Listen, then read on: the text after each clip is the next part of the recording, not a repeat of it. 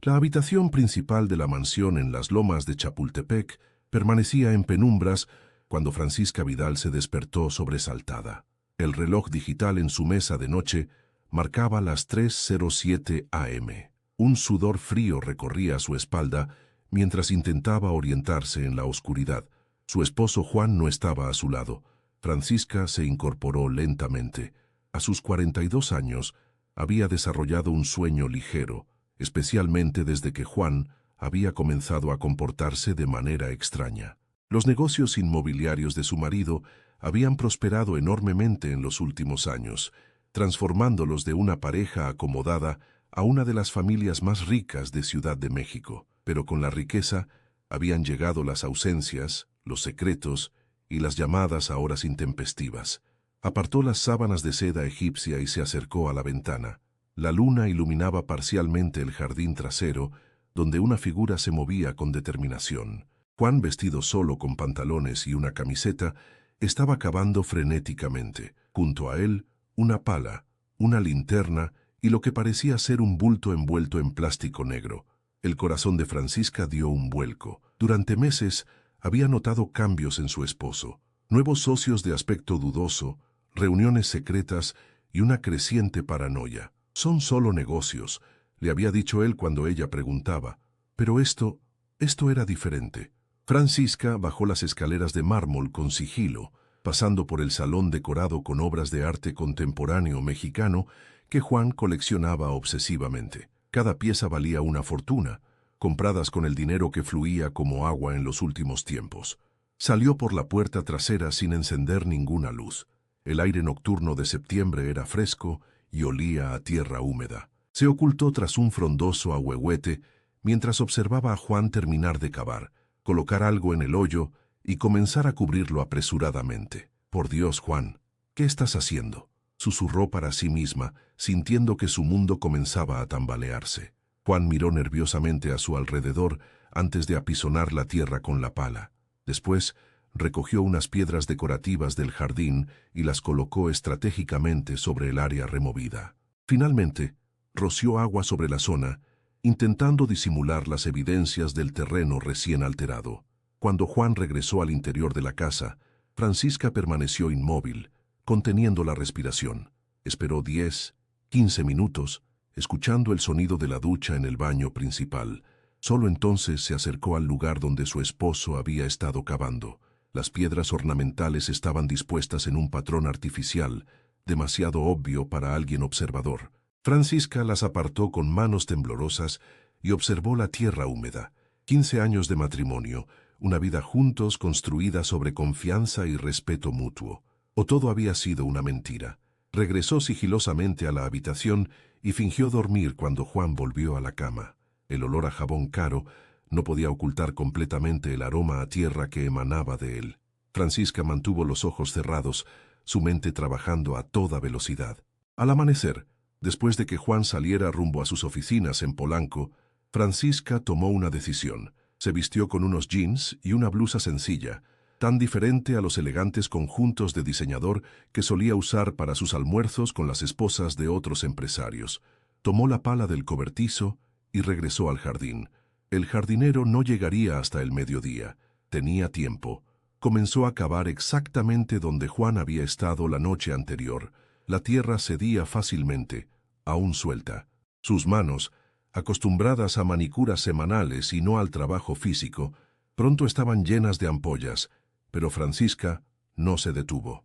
A unos 60 centímetros de profundidad, la pala chocó contra algo. Francisca se arrodilló y utilizó sus manos para terminar de desenterrar lo que su esposo había ocultado tan desesperadamente. Era una caja metálica sellada, del tamaño de un maletín grande. La levantó con esfuerzo y la colocó sobre el césped. Estaba cerrada con un candado digital. Francisca intentó abrirla usando la fecha de nacimiento de Juan, luego la suya, después la de su boda. Ninguna funcionó. Finalmente, probó con 1872, la fecha de nacimiento de Emiliano, el hijo de ambos que ahora estudiaba en el extranjero. El candado emitió un pitido y se abrió. Cuando Francisca levantó la tapa, tuvo que contener un grito. Dentro había fajos y fajos de billetes de alta denominación. documentos con sellos gubernamentales que parecían falsificados, varios pasaportes con la foto de Juan pero con diferentes nombres, memorias USB y un pequeño revólver que nunca había visto antes. «Dios mío», murmuró dejándose caer sobre el césped mientras las piezas comenzaban a encajar en su mente. Las reuniones con políticos, los repentinos permisos de construcción en zonas protegidas, los socios que aparecían y desaparecían. Juan no era simplemente un empresario exitoso, estaba involucrado en algo mucho más oscuro. El sonido de un automóvil acercándose por el camino de entrada la sacó de su shock. Rápidamente volvió a meter todo en la caja, la cerró y la arrojó al hoyo, cubriéndola parcialmente con tierra. No tenía tiempo para más. Se limpió las manos en los jeans y corrió hacia la casa. Desde la ventana de la cocina, vio con horror que no era Juan quien regresaba. Era Rodrigo Méndez, el nuevo socio de su esposo, un hombre con ojos fríos que siempre la observaba como si pudiera ver a través de ella. Francisca respiró hondo, intentando componerse. Tenía que actuar con normalidad mientras decidía qué hacer con lo que acababa de descubrir. Su vida perfecta se estaba desmoronando y tenía el presentimiento de que esto era solo la punta del iceberg. Francisca observó desde la ventana cómo Rodrigo Méndez se detenía frente a la casa, sin apagar el motor de su Audi negro. Parecía estar hablando por teléfono. Después de unos minutos que se hicieron eternos, el automóvil dio media vuelta y se alejó por la calle flanqueada de jacarandas. Con el corazón aún acelerado, Francisca regresó al jardín. Necesitaba terminar lo que había comenzado. Volvió a desenterrar la caja metálica y la llevó hasta el estudio de la casa, cerrando persianas y puertas tras ella. Extendió el contenido sobre el escritorio de caoba y comenzó a examinar cada elemento metódicamente. Los fajos de billetes sumaban varios millones de pesos. Los pasaportes tenían diferentes nacionalidades: español, argentino, estadounidense, todos con la foto de Juan pero con distintos nombres. Los documentos eran aún más inquietantes: permisos de construcción con sellos oficiales para terrenos en Quintana Roo, cerca de Tulum, contratos de compraventa de propiedades a precios muy por debajo del valor de mercado, y lo que parecían ser registros de pagos a funcionarios públicos, todo codificado, pero suficientemente claro para alguien que, como ella, había estudiado contabilidad antes de convertirse en la esposa trofeo de un empresario exitoso. Las memorias USB representaban otro problema. Francisca encendió su laptop personal, aquella que Juan nunca usaba, y conectó una de ellas. Contenía fotografías. Juan en reuniones con personas que Francisca reconoció de inmediato. Políticos de alto nivel, un juez federal que había salido en las noticias recientemente por un escándalo de corrupción, e incluso un secretario de Estado. En algunas imágenes se veían intercambios de sobres, en otras, todos brindaban en lo que parecía ser la casa de campo que tenían en Valle de Bravo.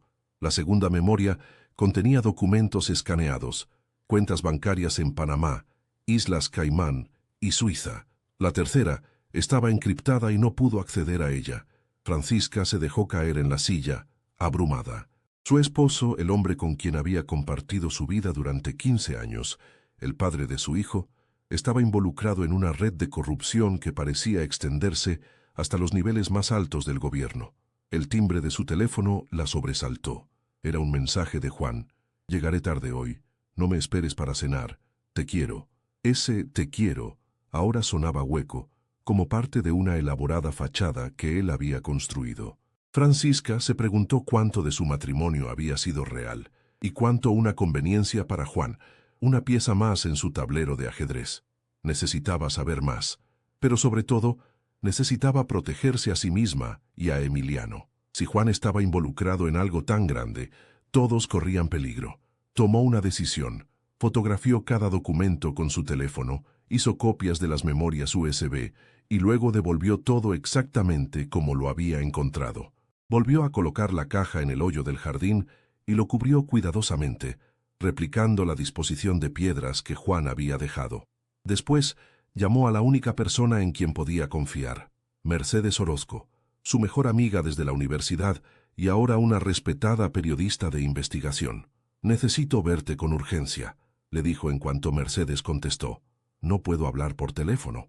Se encontraron 2 horas más tarde en una cafetería discreta en la colonia Roma, lejos de los círculos sociales que ambas frecuentaban. «Pareces haber visto un fantasma», comentó Mercedes cuando Francisca se sentó frente a ella, con gafas oscuras a pesar del día nublado. «Lo que he visto es peor que un fantasma», respondió Francisca, quitándose las gafas y mostrando unos ojos enrojecidos por el llanto contenido. «He descubierto que mi vida entera es una mentira». Le contó todo a Mercedes, quien escuchaba con expresión cada vez más grave.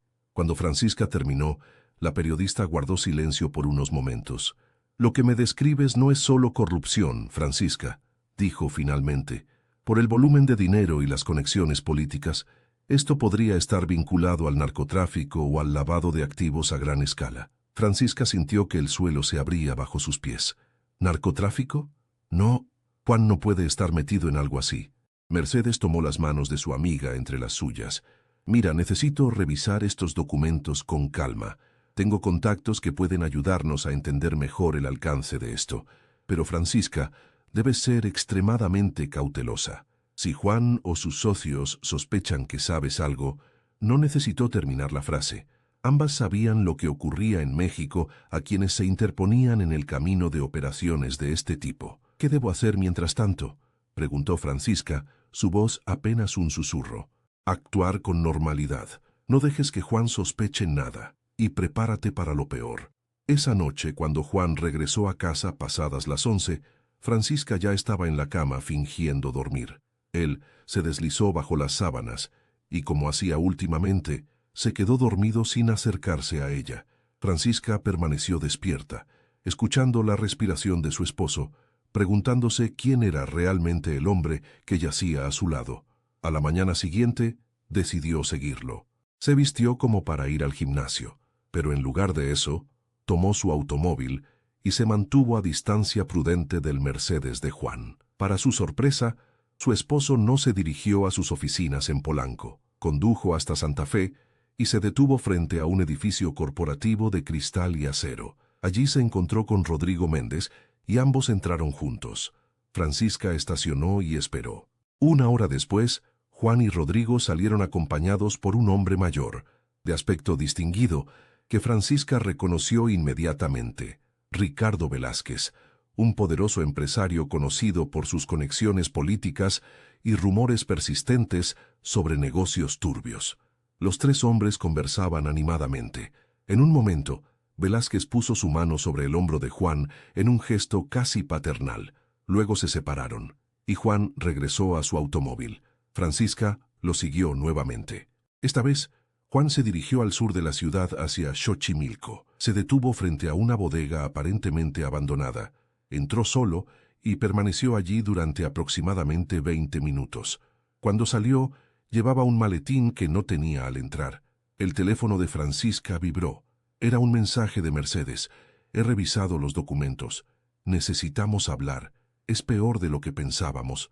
Francisca sintió un escalofrío. Mientras observaba a su esposo alejarse, tomó una decisión. Ya no podía simplemente ser una observadora pasiva. Necesitaba respuestas, y las conseguiría, sin importar el costo. La cafetería en el centro histórico estaba casi vacía cuando Francisca se encontró con Mercedes. Su amiga había elegido una mesa en el rincón más apartado, lejos de ventanas y puertas. «Lo que has descubierto es apenas la superficie», dijo Mercedes en voz baja, deslizando una carpeta hacia Francisca. «Juan no solo está involucrado en sobornos y corrupción inmobiliaria, es parte de una operación mucho más grande». Dentro de la carpeta había recortes de periódicos, fotografías y documentos impresos. Mercedes había conectado los puntos: las propiedades en Quintana Roo, los políticos en las fotografías, los registros bancarios. «Están lavando dinero a través de desarrollos turísticos», explicó Mercedes. «Compran terrenos a precios artificialmente bajos gracias a sus conexiones políticas. Obtienen permisos en zonas protegidas, construyen hoteles y condominios de lujo, y los venden a precios inflados. Todo el proceso limpia el dinero del narcotráfico». Francisca sintió náuseas. «¿Y Ricardo Velázquez? Es uno de los principales operadores. Tiene conexiones con cárteles y políticos por igual. Es el puente». «¿Juan trabaja para él?». Mercedes asintió gravemente. Según mis fuentes, Juan comenzó como un empresario legítimo, pero hace unos 5 años, cuando su empresa enfrentaba problemas financieros, Velázquez le ofreció una salida. Desde entonces, ha ascendido en la organización. 5 años. Justamente cuando su vida había dado un giro radical, cuando el dinero comenzó a fluir y Juan a cambiar. ¿Qué hay de Rodrigo Méndez?, preguntó Francisca. Es el hombre de confianza de Velázquez, su ejecutor. Si Juan está enterrando dinero y documentos en su jardín, es porque algo grande está pasando. Podrían estar preparándose para una investigación o quizás para huir. Francisca pensó en su hijo, estudiando en Boston, ajeno a todo esto. ¿Qué debo hacer? ¿Denunciar a Juan? Mercedes tomó un sorbo de su café, considerando cuidadosamente sus palabras. Es peligroso. Esta gente tiene conexiones en todas partes, incluida la policía. Pero tengo un contacto en la fiscalía especializada, alguien de confianza. Podríamos hablar con él, pero necesitaríamos pruebas sólidas. Tengo las fotografías de los documentos y las copias de las memorias USB, dijo Francisca. No es suficiente. Necesitamos la caja original y, preferiblemente, que Juan confiese o lo atrapen en el acto. Esa noche, Francisca regresó a casa con un plan arriesgado formándose en su mente. Juan había mencionado que al día siguiente tendría una reunión importante en Valle de Bravo. Estaría fuera toda la noche. Efectivamente, a la mañana siguiente, Juan partió temprano con una maleta pequeña. «Es solo una noche, cariño», le dijo, besándola en la frente. «Volveré mañana por la tarde». En cuanto se marchó, Francisca se puso en acción. Llamó a Mercedes y a su contacto en la fiscalía, un hombre llamado Alejandro Soto. Se reunirían en su casa por la tarde. Mientras tanto, Francisca regresó al jardín y desenterró nuevamente la caja metálica. Esta vez, la llevó al interior de la casa y la colocó sobre la mesa del comedor. Cuando estaba examinando nuevamente su contenido, el timbre de la entrada principal sonó. A través del sistema de seguridad, vio que era Rodrigo Méndez. El pánico la invadió. ¿Por qué estaba él allí? ¿Sabían que había descubierto la caja? Rápidamente, guardó todo y ocultó la caja debajo de la mesa, cubriéndola con el largo mantel. Con el corazón latiéndole violentamente, abrió la puerta. «Rodrigo, qué sorpresa. Juan no está, se ha ido a Valle de Bravo». El hombre sonrió, pero sus ojos permanecieron fríos como siempre. «Lo sé, Francisca. De hecho, vengo a recoger algo que Juan olvidó llevarse. Me pidió que pasara por ello». Francisca mantuvo su expresión neutral, aunque por dentro estaba aterrorizada. «¿De qué se trata?» «Unos documentos de su estudio. Me dijo que estarían sobre su escritorio». Era una mentira. Francisca había estado en el estudio esa mañana y no había documentos sobre el escritorio. Además, Juan nunca permitía que nadie entrara a su estudio cuando él no estaba presente. «Lo siento, Rodrigo, pero Juan siempre mantiene su estudio cerrado con llave cuando no está. Si es tan importante, puedes llamarlo para que me autorice a entrar». Rodrigo la miró fijamente, evaluándola. «Ya veo. No te preocupes, lo llamaré yo mismo. Lamento haberte molestado». Se despidió con una inclinación de cabeza y se marchó. Francisca cerró la puerta y se apoyó contra ella temblando. Estaba segura de que Rodrigo había venido por la caja, lo que significaba que Juan sabía o sospechaba que ella la había encontrado. Llamó inmediatamente a Mercedes. «Adelanten la reunión», dijo con urgencia. «Creo que están tras de mí». Mercedes y Alejandro Soto llegaron una hora después. El fiscal era un hombre de mediana edad, de aspecto severo, pero mirada honesta. «Señora Vidal, entiendo que está tomando un gran riesgo», dijo después de que Francisca le mostrara el contenido de la caja. «Esto es evidencia de una operación criminal de gran envergadura. ¿Puede protegerme? ¿A mí y a mi hijo? Podemos incluirla en el programa de protección a testigos, pero necesitamos su cooperación completa. Y debo advertirle, una vez que iniciemos este proceso, no hay vuelta atrás». Francisca pensó en los 15 años junto a Juan. En las vacaciones en Europa, las fiestas, el nacimiento de Emiliano, ¿había sido todo una fachada? ¿O el Juan que ella amó alguna vez existió realmente antes de que la ambición lo transformara? «Estoy dentro», dijo finalmente. «¿Qué necesita que haga?» «Primero necesitamos más pruebas», respondió Soto. «Esta caja es importante, pero queremos atrapar a los peces gordos. Velázquez es nuestro objetivo principal. Si Juan regresa mañana, queremos que usted...» El sonido de neumáticos chirriando en el exterior interrumpió la conversación. Los tres se asomaron a la ventana para ver 3 automóviles negros detenerse frente a la casa. De ellos descendieron varios hombres armados, con Rodrigo Méndez a la cabeza. «Dios mío, nos encontraron», susurró Francisca. Soto sacó rápidamente su teléfono. «Tengo agentes cerca. Vienen en camino». Pero todos sabían que no llegarían a tiempo. Los hombres de Rodrigo rodearon la casa. Mercedes cerró todas las puertas, mientras Alejandro Soto desenfundaba su arma reglamentaria. «Francisca, necesito que te escondas», dijo Mercedes empujándola hacia las escaleras. «Ve al ático. Nosotros intentaremos ganar tiempo hasta que lleguen los refuerzos». «No puedo dejarlos aquí», protestó Francisca. «Es a ti a quien buscan», insistió Soto. «Sin ti, no tienen caso. Ve, ahora». Con el corazón en un puño, Francisca subió las escaleras hasta el 3er piso de la mansión. La puerta del ático estaba disimulada en el techo del pasillo. Tiró de la cuerda y desplegó la escalera plegable, subiendo rápidamente antes de retraerla. Desde abajo llegaban voces. Sonaron golpes en la puerta principal, luego el estruendo de cristales rompiéndose. Habían entrado. En la penumbra del ático polvoriento, Francisca buscó frenéticamente su teléfono para pedir ayuda, pero al sacarlo de su bolsillo, vio que no tenía señal. Las gruesas paredes de la antigua mansión bloqueaban la recepción. Abajo escuchó gritos, luego un disparo. Francisca se cubrió la boca para no gritar. ¿Mercedes? ¿Soto? ¿Quién había sido alcanzado? Pasos apresurados subían las escaleras. Francisca se arrastró hasta el fondo del ático, ocultándose detrás de viejos baúles y cajas de recuerdos. Entre ellos, encontró algo inesperado. Una antigua escopeta de caza que Juan guardaba como recuerdo de su padre. Nunca la había usado, pero la mantenía allí por si acaso. Francisca la tomó con manos temblorosas. Estaba cargada. Los minutos pasaban como horas. Los ruidos de la planta baja eran confusos. Voces, pasos, más cristales rompiéndose. Estaban registrando toda la casa. De pronto, silencio. Después, el sonido distintivo de una sirena policial acercándose. Luego otra, y otra más. «Francisca», la voz de Mercedes llegó desde abajo. «Ya es seguro. Han llegado los refuerzos». Con cautela, Francisca bajó del ático. En el pasillo la esperaba Mercedes, con un corte en la frente, pero por lo demás ilesa. Soto estaba en la planta baja, dando órdenes a varios agentes uniformados. «¿Qué ha pasado? ¿Y Rodrigo?», preguntó Francisca, aún sosteniendo la escopeta. «Se han ido», explicó Mercedes, tomando suavemente el arma de sus manos. «Cuando escucharon las sirenas, huyeron, pero tenemos sus rostros en las cámaras de seguridad. Ya no pueden esconderse». En el salón la mesa estaba volcada y la caja metálica abierta, pero su contenido seguía intacto. Soto lo estaba documentando todo, fotografiando cada documento, cada fajo de billetes. «La operación se ha adelantado», le informó a Francisca. «Mis compañeros han detenido a Velázquez en Valle de Bravo. Estaba reunido con varios políticos y empresarios, incluido su esposo».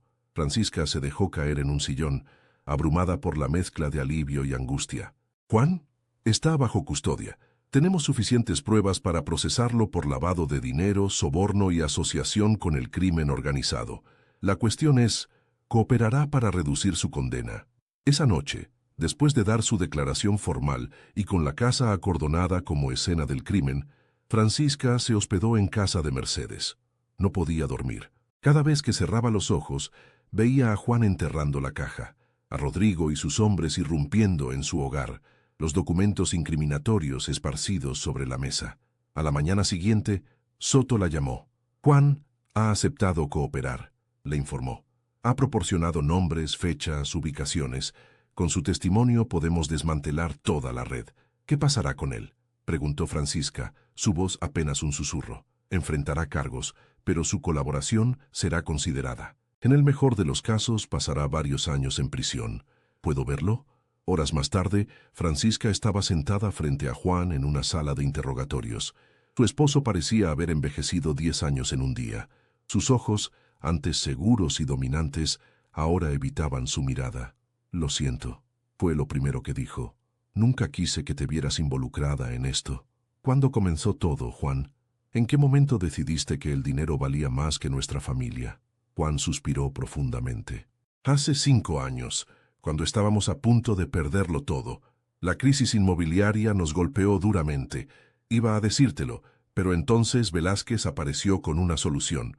Solo sería una vez, me dije, solo para salvar la empresa, para asegurar tu futuro y el de Emiliano. Pero no te detuviste. No, cada vez era más fácil, el dinero llegaba, nuestras vidas mejoraban. Me convencí de que lo hacía por ustedes. Pero la verdad es que me gustaba. El poder, el respeto, los lujos. Me convertí en alguien que ni yo mismo reconocía. Francisca lo miró a los ojos, buscando al hombre que había amado. La noche que te vi en el jardín, ¿qué estabas haciendo realmente? Juan bajó la mirada. Velázquez sospechaba que había un infiltrado en la organización. Rodrigo sugirió que podías ser tú, que estabas haciendo preguntas, que parecías diferente. Yo sabía que no era cierto, pero tenía que protegerme. Pensé que si escondía las pruebas, si las ponía a salvo, podría negociarlo todo si las cosas se complicaban. ¿Pensaste en huir? ¿Dejarnos atrás? Juan guardó silencio por un momento. No lo sé, Francisca. Realmente no lo sé. Me había perdido tanto en esta vida que ya no sabía qué era lo correcto. Francisca extendió su mano sobre la mesa. Después de un momento de duda, Juan la tomó. Emiliano regresa la próxima semana por vacaciones. Tendrás que explicarle tú mismo lo que has hecho. ¿Cómo está él?, preguntó Juan con lágrimas en los ojos. Está bien. Le he dicho que estás colaborando con las autoridades en un caso importante, que tomaste decisiones equivocadas, pero estás haciendo lo correcto ahora. ¿Crees que podrá perdonarme algún día? Francisca retiró su mano lentamente. No lo sé. El tiempo lo dirá. Yo aún estoy intentando entender si puedo perdonarte. Semanas después, Francisca se mudó a un apartamento más pequeño en La Condesa. La mansión en Las Lomas había sido embargada como parte de la investigación. Emiliano había regresado y tras la difícil conversación con su padre, había decidido quedarse en México con ella en lugar de volver a Boston de inmediato. Una tarde, mientras organizaban sus nuevas vidas en el apartamento, el timbre sonó. Era Mercedes. «Ha terminado», anunció, mostrándole el periódico del día. En primera plana aparecía la fotografía de Ricardo Velázquez siendo escoltado por policías federales, con un titular que rezaba: «Cae red de lavado de dinero y corrupción inmobiliaria, empresarios y políticos de alto nivel implicados». Mercedes entró al apartamento y se sentó junto a Francisca en el sofá. Emiliano les trajo café y luego se retiró discretamente a su habitación, dándoles espacio para hablar. «Velázquez enfrentará cadena perpetua», explicó Mercedes. «La investigación ha revelado que estaba vinculado a 3 cárteles diferentes. Usaba los desarrollos turísticos para lavar su dinero y a los políticos para asegurar los permisos y la protección». «¿Y los demás?», preguntó Francisca. «Rodrigo logró escapar, probablemente a Guatemala, pero hay una orden internacional de captura. 3 secretarios de Estado han renunciado y el juez federal ha sido destituido. En cuanto a los socios menores de Juan», Francisca asintió entendiendo. «Muchos caerían, otros encontrarían formas de eludir la justicia. Así funcionaba el sistema. ¿Has sabido algo de Juan? Sigue cooperando. Su testimonio ha sido crucial.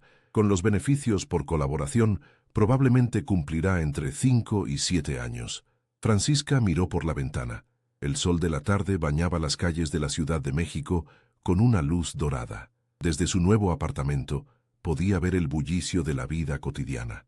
Vendedores ambulantes, parejas paseando, niños jugando. Una realidad tan distinta a la burbuja de privilegio y corrupción en la que había vivido durante años sin saberlo. «¿Sabes?», dijo finalmente.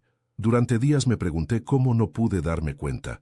Las señales estaban ahí, el dinero inexplicable, las llamadas a medianoche, los nuevos amigos, pero la verdad es que no quería ver». Mercedes tomó su mano. «No te culpes. Juan fue muy cuidadoso en mantenerte al margen. Te quería proteger, a su manera retorcida».